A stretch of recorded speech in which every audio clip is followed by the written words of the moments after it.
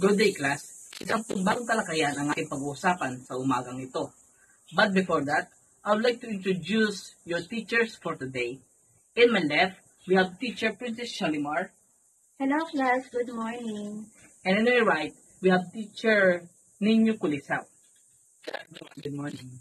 And me, I'm your teacher Hared, and we will be your teachers for today. Our today class, grabe sobrang init ngayon, no? So, keep hydrated. Uminom ng maraming tubig. Sa ganitong panahon, masarap din kumain ng malalamig na pagkain, katulad ng ice cream. Uy! Ice cream! Ang sarap ng ice cream. Bagay na bagay sa mainit na panahon. This ice cream make us happy and reduce the unhappiness caused by hot season. Kanina, nabanggit ko ang happiness or pleasure, and unhappiness or pain. And this is related to what we will talk about this morning. It is about utilitarianism. So our topic for today is about utilitarianism. Here are our learning objectives for our lesson. First, identify the origin and nature of utilitarianism. Second, determine the business fascination with utilitarianism. So, what is utilitarianism? It came from the root word utility, which means useful. Utilitarianism is a theory of morality that advocates actions that foster happiness or pleasure, and oppose actions that cause unhappiness or harm when directed toward making social, economic, or political decisions. A utilitarian philosophy would aim for the betterment of society as a whole. So, utilitarianism seeks only the actions that leads to happiness or pleasure. So, the best example here in utilitarianism ay si Robin Hood. Isa siyang bayani o hero para sa mahihirap, ngunit siya naman ay isang kriminal sa mayayaman. Nagnanakaw siya sa mayayaman at kanyang binabahagi ito sa mahihirap. And this action of Robin Hood is morally right para sa mahihirap, and it leads to happiness of the greatest number of people. Utilitarianism says that action is right if it results in the happiness of the greatest number of people in a society or a group. So, whatever actions benefit to most people is the right action, whether it's good or bad. Utilitarianism is a morally appropriate behavior will not harm others, but instead increase happiness or utility. Utilitarianism focuses on increasing happiness for better society. And utilitarianism is a reason-based approach to determining right and wrong, but it has limitation. Para lubos po natin maunawaan kung ano ang utilitarianisms, here are some examples. Number one, if you can use 80 soldiers as a decoy in war and thereby attack an enemy force and kill several hundred enemy soldiers, that is morally good choice, even though the 80 soldiers might be lost.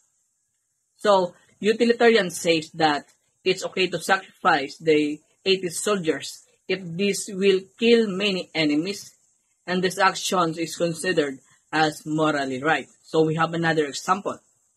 If lying or stealing will actually bring about more happiness or reduce pain, utilitarianism says we should lie and steal in those cases.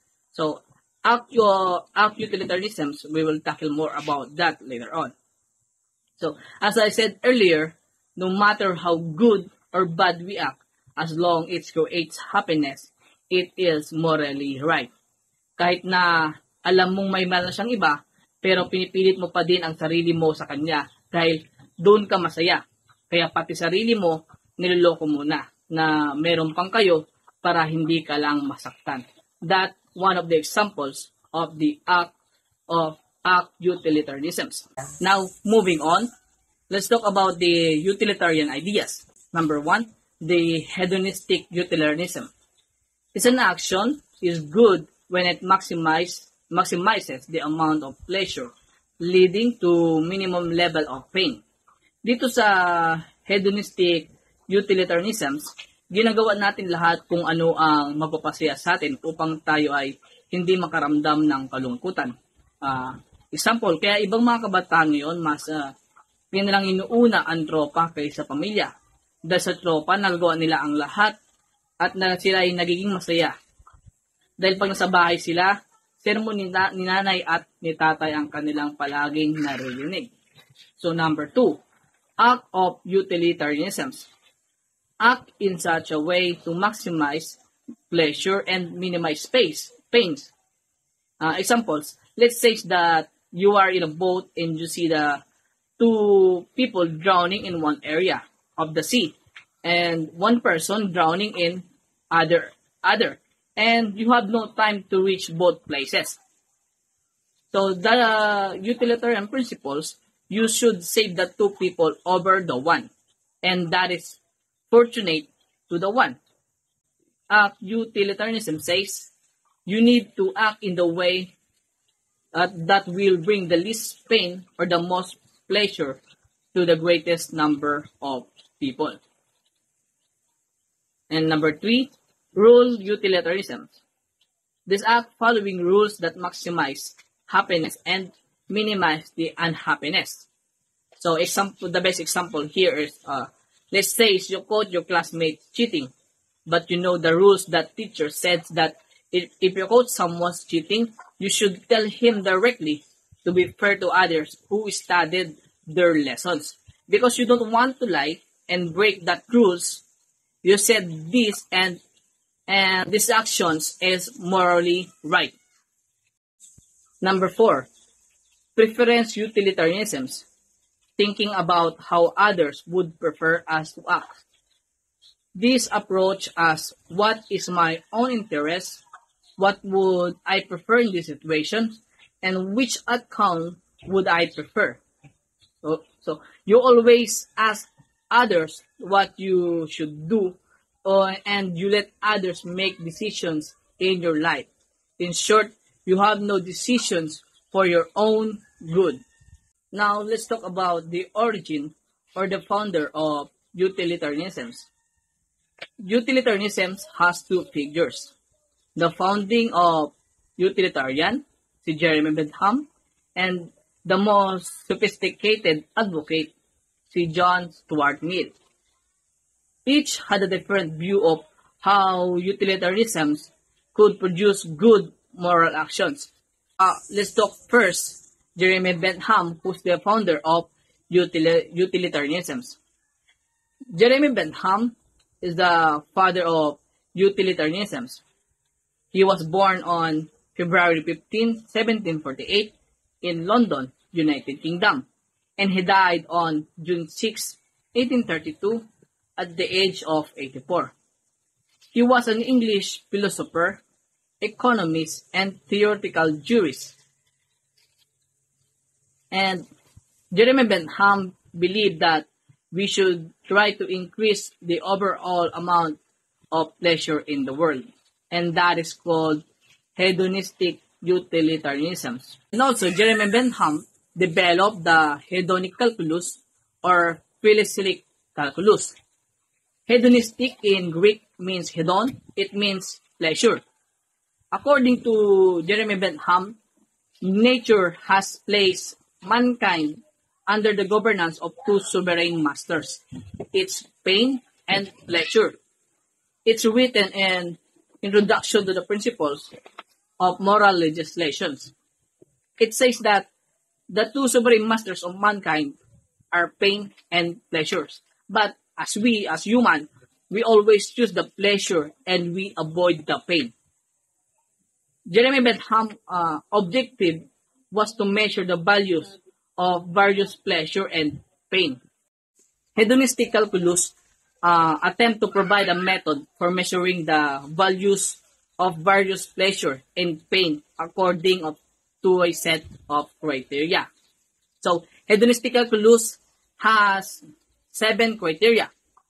Bentham says that This devised a way of calculating pain and pleasure. This would be measured according to 7 criteria. 1. The purity. 2. Remoteness, richness, intensity, certainty, extent, and the last one, duration.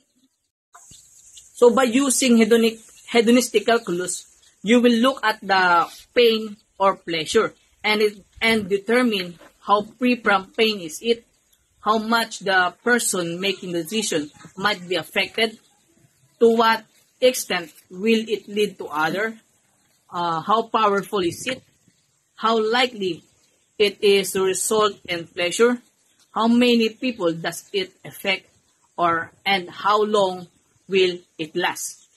By looking at all of this, we can calculate the right action to choose.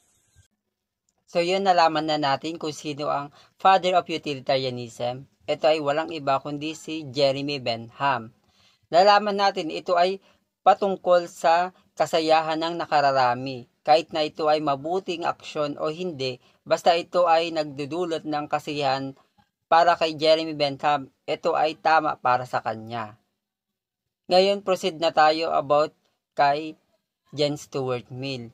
Ano nga ba ang paliwanag dito ni John Stuart Mill? Bakit nga ba ito ay mas pinalawak pa niya?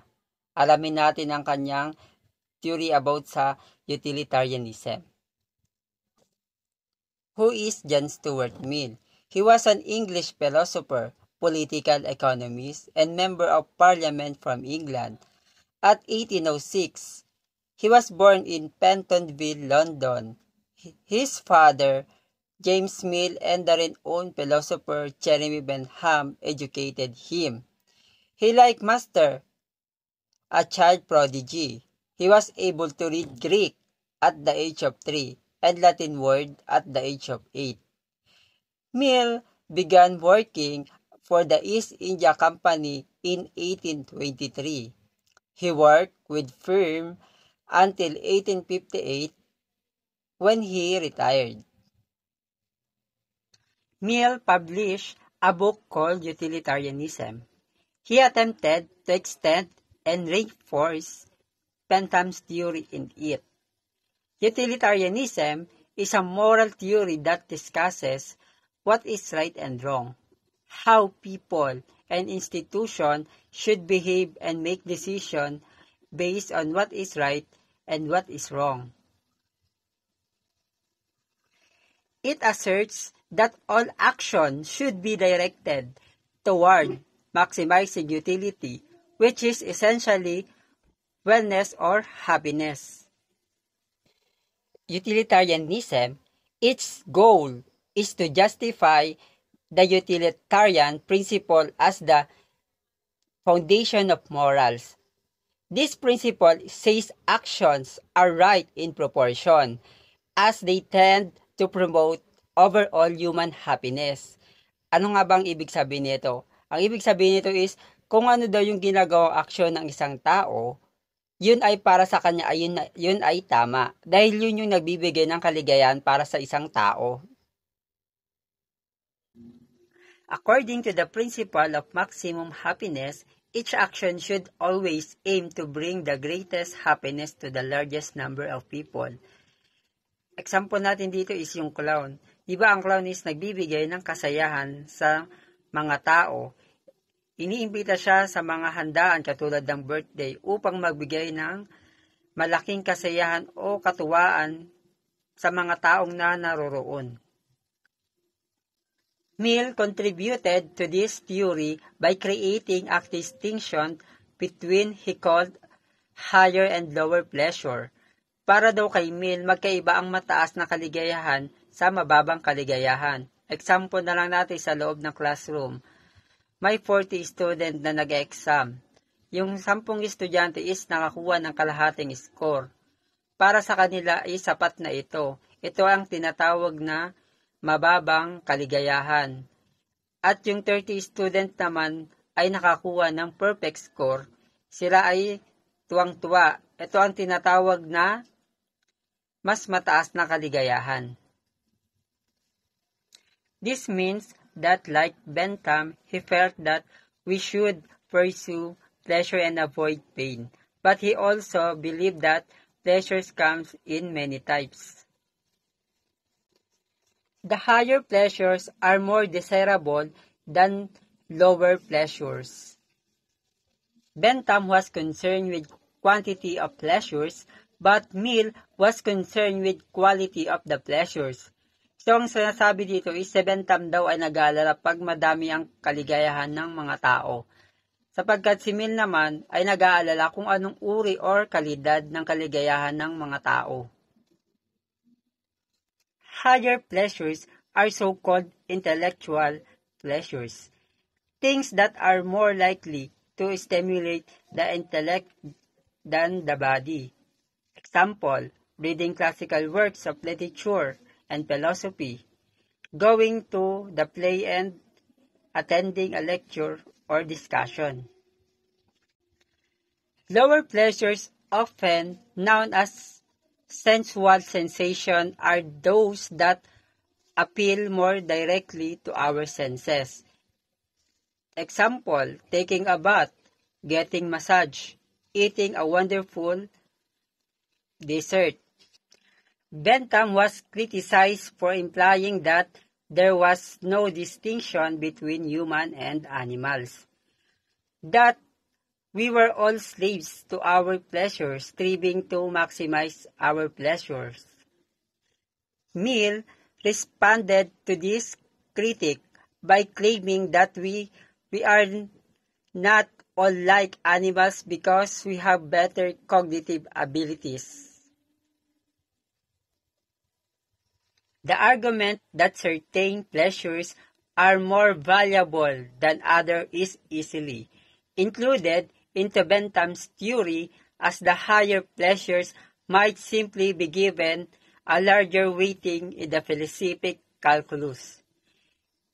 It may be claimed that Mill assumes some pursuits are superior to others without justification.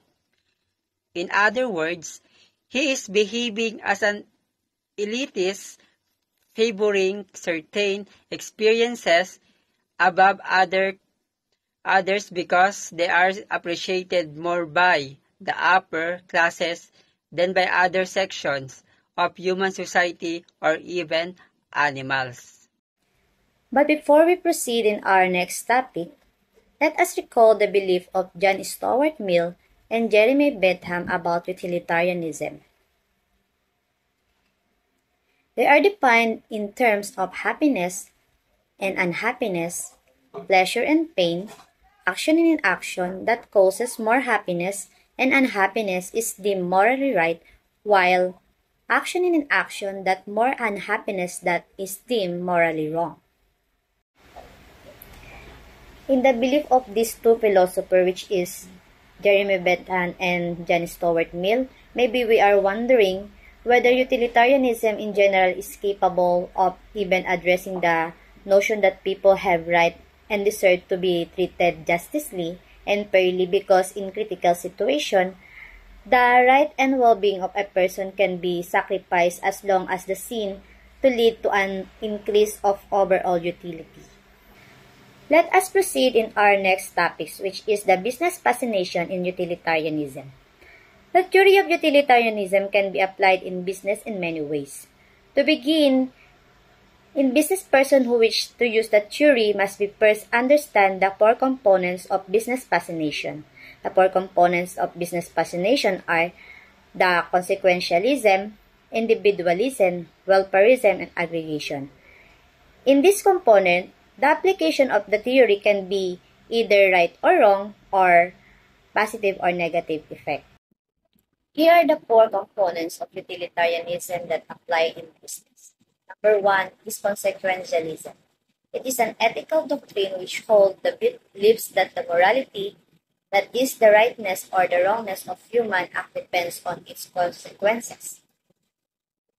It is one of the type of ethical doctrine that support the idea that is the end that justify the means even if the means are problematic.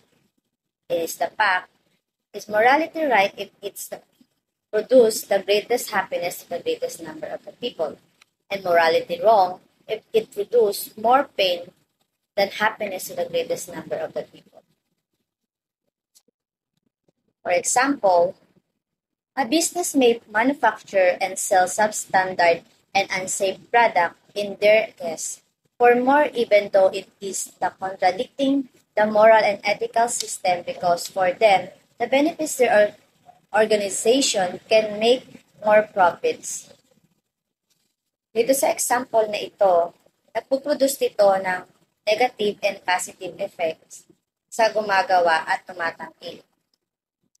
Dahil sa gumagawa, nag-earn sila ng malaking pera para sa kanilang organization while naman doon sa bumibili, karamihan sa kanilang product is substandard na nagpo-cause ng harm sa mga tao. Isa naman sa positive example ng consequentialism ay katulad sa amin, nagtatrabaho kami sa resort para sa ikasasaya ng maraming tao or mga guests namin. Kahit sobrang init ng panahon, dito pa rin kami nagtatrabaho ng maayos para mapagsilbihan sila para sa kanilang kasasaya. Number 2, welfarism. According to the Iglesion, welfarism is the understanding of the wrongness and rightness of operation depends on a society conception of well-being. The principle of utility as justification for the modern welfare state and the economics equality and justice through a non-violent compromise with capitalism and existing power of structure.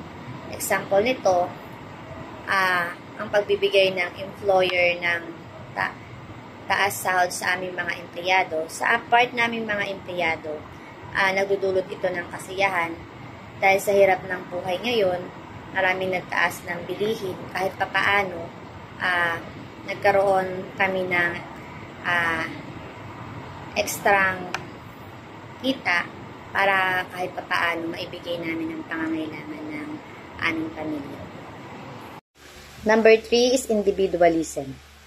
The principle of individualism in utilitarianism holds that every individual as its human nature pursue happiness that will engage the action that maximize the utility. For example, happiness for business may include increased profits, increased customer satisfaction levels, superior reputation, and improved employee satisfaction level among others.